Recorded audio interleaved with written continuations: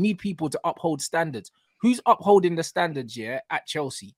Who's upholding the standards at Manchester United? Our captains are Bruno and Harry Maguire. Who's upholding the standards? It's true. You know, like that. It's unbelievable. How can you be upholding standards when them two are the fucking benchmark to lead the team out in the tunnel? Bruv, it's a disaster. Certain men are not ready and they're not available enough as well to be captain. Like, as much as I love Reece James, his injury issues, he can't be captain with his current injury issues. Like, he's by far one of the best players in the team. He's had a very, very tough year because he's had a lot of injuries and he hasn't been able to be consistent. And he's getting cooked a couple of times, where last year against Vinicius, he was brilliant. But this year he got cooked because, again, like I just don't feel like he's at his best fitness-wise. But the availability is a massive problem as well. But we shouldn't really be going to these guys for leadership as of yet. They're still not ready. But the fact that we are is because we've got Azpilicueta, who's aging massively, and he's a different type of captain. He kind of leads by example. Do you know what I mean? He tucks in his shirt. Do you know what I mean? He's nice. He's a nice guy. He does his duties. You know, he does what he needs to do. But in terms of different types of characters and different types of leaders, I don't feel like we have that. I think we've got a lot of we've got some good professionals, but we need some serious vocal guys as well. Yeah, you need some personalities, bro. Like, it matters. It matters. Like, ability, unfortunately, you know what I mean? Guys, you know me. Like, I'm the biggest advocate for ability when it comes to sport and all of these things. But, bro, ability without personality, who do you get? Do you know what I'm saying? Like, nobody that is worth talking about.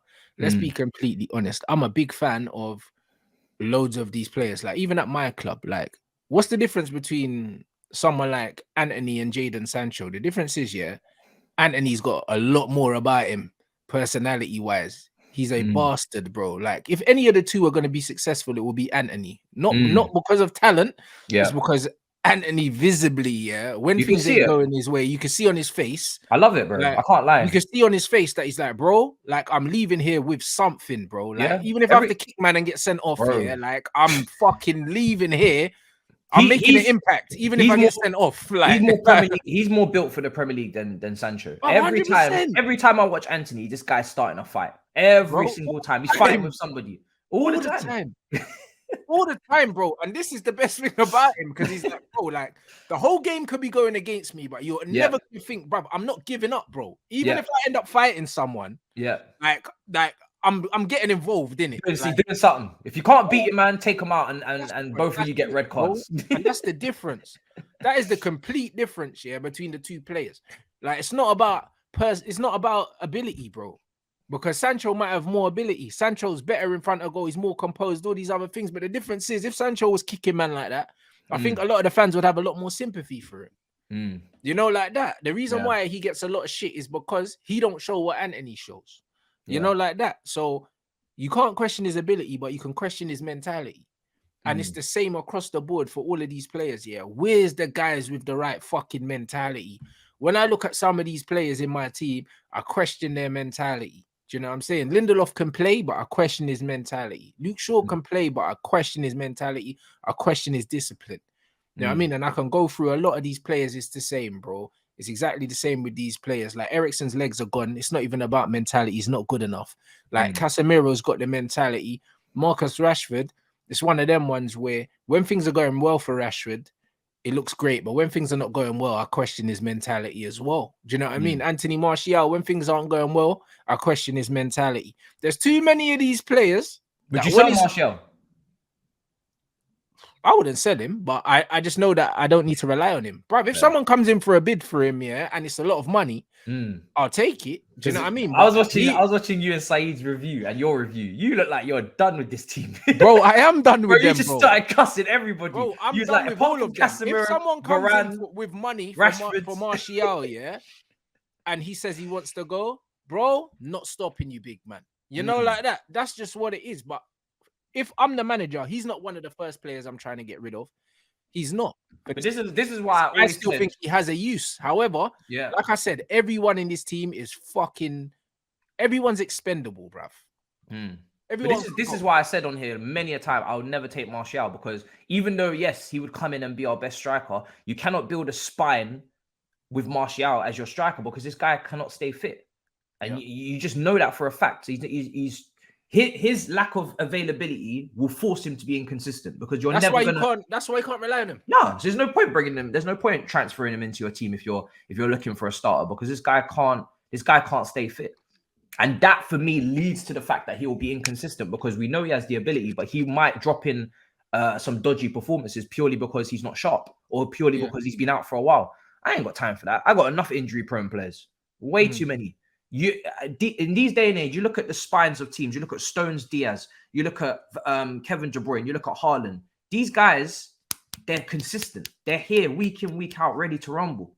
Yeah, even if they're not playing well, they're still there. They're still there. You're still there. You have to have availability.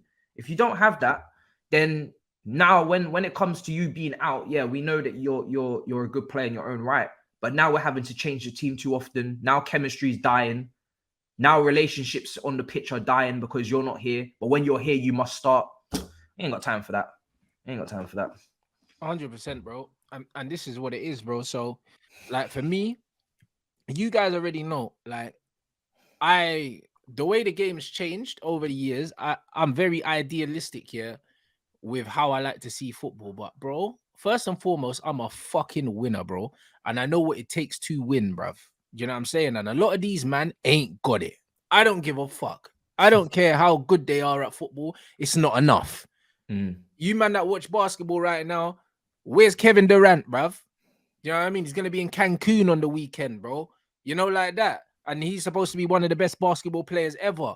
Do you know what I mean? But he ain't got the mentality to be the guy, bro. That's why he's running around chasing a ring that he'll never get.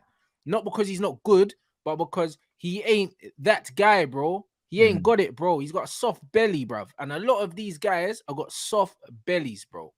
Like, this is just what it is. It doesn't matter about your ability. Like, winning, yeah, is being a winner in general, yeah, is a frame of mind, bro. It's not ability. It's not something tangible. Being a winner is something that you cannot teach. And it's something that you cannot put your finger on. You can't say he has that, so he's a winner, bro. It's something that you don't see, bro. Like, you just see it in their eyes, bro. That's where you see it. Do you know what I mean? When shit goes sideways, these men turn up. They turn up, bro. They do whatever it takes, bro. Do you know what I'm saying? When fucking Luis Suarez handballed the thing, stopped the ball from going in, and my man missed the penalty. That's what winners do. You do what needs to be done. 100%. You know, like that. That's what winners do, bro. Man called him a cheater. He's not a cheater. He's a fucking winner.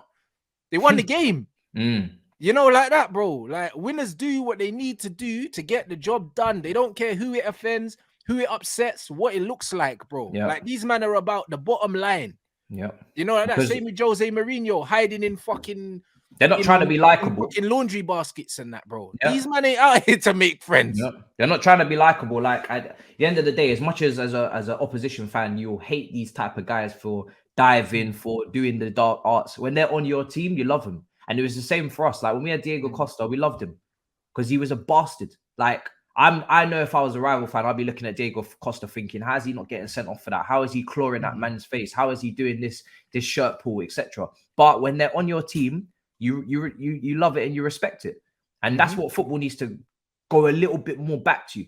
Like, football right now is you know, everybody's friends. That's why the England camp is all rosy. Do you know what I mean? But if it's going to be rosy like that, you better win something, because I prefer... all this friendship thing don't win. I prefer the rivalry. I can't lie. 100%. I prefer the rivalry. I prefer the fights. Like, England were more dangerous when them man were sitting on separate tables. You know what I mean? These men are doing all this hand-holding shit and then fucking making hard work of the United States.